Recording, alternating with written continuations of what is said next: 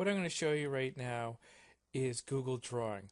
One of the first things you should know about it is that when you're looking for it, that what we call the waffle in the top right corner, oftentimes it's not there, the icon for it. So you're probably going to have to Google Drawings, or you can go into Google Drives and you go New, and then you can find it that way.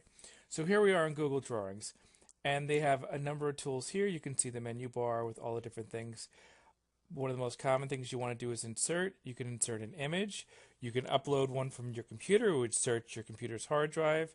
You can insert from Photos, Google Drive, by a link. You can take a picture of your camera, like I could take a picture of my webcam if I wanted right now of myself, and I could put that in. So it gives you a lot of options, a lot of really good options for images. Then there's a text box. I could simply draw a text box and type in it. It's really good with different types of shapes. It gives you an amazing amount of shapes to choose from. It's good if you want to make some sort of chart or diagram. You can create something using Google Sheets where you can make a graph.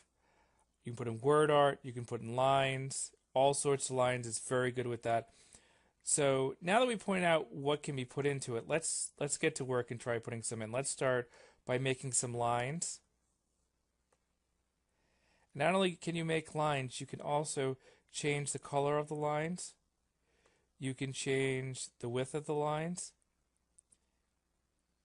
Okay, they even have like dotted or dashed lines. I don't know when you need them, but they're there. So you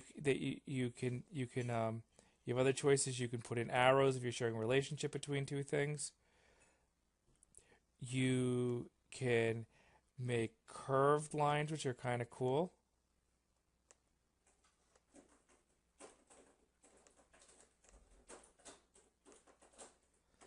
That would be a curved line. You can scribble. Let me change it, make it a different color so it stands out a little bit more. So you could actually, if you were talented, you could draw something specific.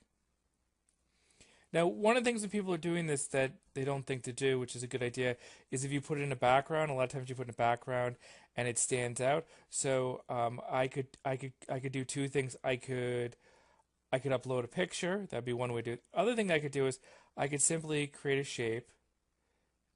I'll create a shape and have it cover the whole background.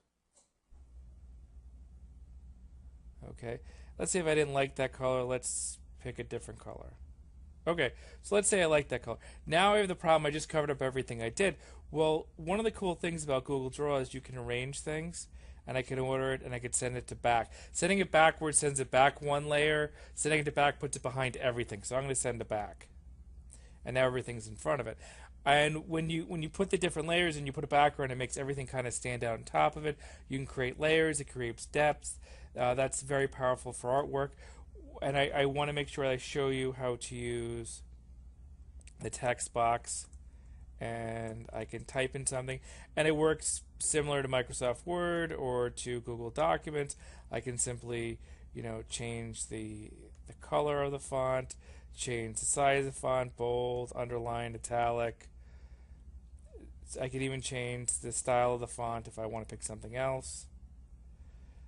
And there's a lot to do. Obviously, you can number things, you can bold things. Of course, there's a lot more to do with that. And then when you're done using this great tool, there's a couple things you can do. One, you can share it out, and you can share it out just like you can with other Google products.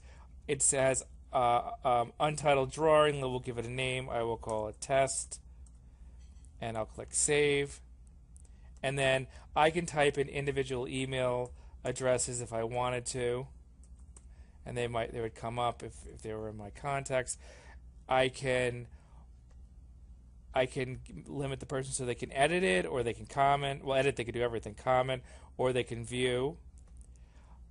I can also click on this and share it a link. If I want to send a link to 100 people and I didn't have them in my contacts, or just want to make it easier for them, I can send out the link.